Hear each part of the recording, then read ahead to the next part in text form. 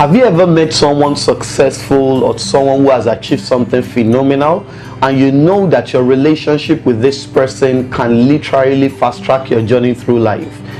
But at this particular point in time, you no longer have access to that relationship. If that has ever happened to you, it simply means you've been making some networking mistakes, and that is what I want to talk to you about today. This is Akintola Samuel, and today I want to talk to you about mistakes people make during networking. It has been said that your network determines your net worth. Many people even say it as a quotable quote, but they don't understand the gravity of what they are saying. The quality of people in your life is what is going to determine where you end up in life. I want you to understand that there are two types of relationships. Number one are the relationships that chose you. Number two are the relationships you chose. You see, the relationships that chose you, there is nothing you can do about those relationships. Those are the relationships you grew up to become aware of. Right? The relationship with your parents, your siblings, these are relationships that chose you. The relationship with your uncles, your family members, the relationship maybe even with your neighbors where you grew up, those are relationships that chose you. You had no control over those relationships, right? And the second relationship, which is the most important relationships in your life, are the relationships that you choose. You see, the relationships that chose you has a particular effect on your life, programs you to be a particular kind of person.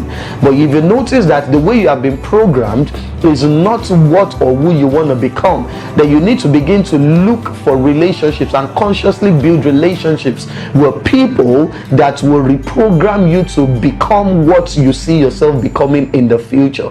And these are the relationships that you choose. The relationships with your boss, the relationships with your customers, the relationship with mentors. These are relationships that you choose. And you need to understand that many people, even though they have no control over the relationships that chose them, they still lose control over the relationships they are supposed to choose. Many people go into relationships unconsciously without being aware of what they even want out of that relationship in the first place. And this is what we call networking. Building relationships consciously with the people that you know will help you to advance your course in life. And now that might seem as if you are an advantage seeker. You need to understand that even though this sounds as if you are going into just a relationship, you are strategizing to take advantage of people, you need to understand that this is not what that is about. Networking is all about building relationships with people that will help you to get to where you want to get to from where you currently are. So you need to be conscious and deliberate about the relationships that you choose. And the mistakes people make during networking, number one, is that they look down on people that seems not to be like who can help them advance their course in life. You see, some people can introduce you to the people that will introduce you to the person that will eventually introduce you to the person that will enable you to achieve your success in life. I know that sounds confusing, but I hope you get the drift. The fact that the person you are meeting at the moment doesn't look like the relationship you want doesn't mean you trivialize that relationship or you look down on that person. Many people make this mistake in networking. They size people up, look at how they smell, the clothes they are wearing, the shoes they are wearing, the phones they are using, the watch on their wrist. If this is what you are always focusing on before you build relationships with people, you are going to miss many value-adding relationships. I hope you understand that face value could sometimes be false value. Some people that look as if they can introduce you to people or even be the one to take you further in your journey of success in life might not even have the capacity and the ability to do so. So don't look down on people. The second mistake people make in networking is that they think more of themselves instead of also thinking of other people. While you are thinking of what you want to achieve, you also need to be considerate of other people's needs. If all you are thinking about is what you can get out of a relationship, over time people are going to become aware that you are taking advantage of them, you are using them, and they are going to cut you off without thinking twice about it.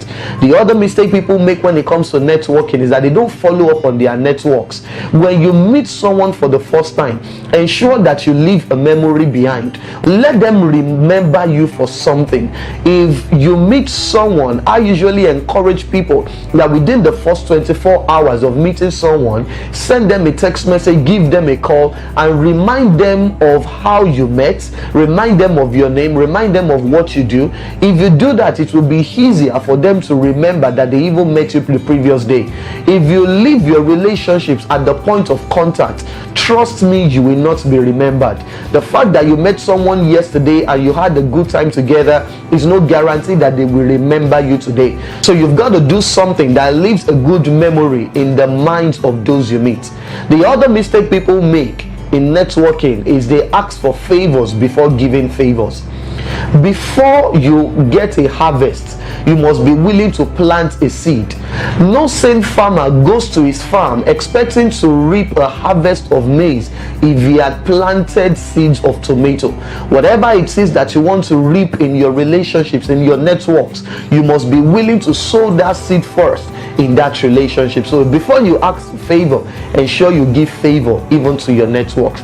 I hope you've enjoyed this. If you've enjoyed this episode, if you've found it value adding, share it with someone, talk to someone about it. Till I talk to you again next week, this is Akintola Samuel.